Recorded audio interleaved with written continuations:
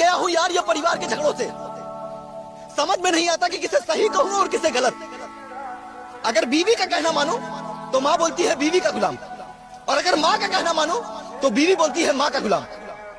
लेकिन उन दोनों को यही नहीं पता कि दोनों ही मेरे लिए जरूरी है, क्योंकि अगर एक मेरी जिंदगी है तो एक ने मुझे जिंदगी दी है। कभी कभी मैं सोचता हूं कि जब एक बेटी गलती करे तो फिर चाहे कुछ भी हो जाए मां उसे माफ कर देती है, लेकिन जब वही एक बहू गलती करे तो फिर वही सासू मां उसे माफ क्यों नहीं कर पाती है। और जब एक मां गलती करे तो फिर चाहे कुछ भी हो जाए बेटी उससे रिश्ता नहीं तोड़ती है, लेकिन जब वही एक सासू मां गलती करे तो फिर वही बहू उससे रिश्ता क्यों तोड़ने लग जाती है। जिंदगी प्यार देने और लेने का नाम है, और मेरा मानना यह है कि इस दुनिया का आने वाला कल भी झूठा है और बीता हुआ पल भी झूठा है।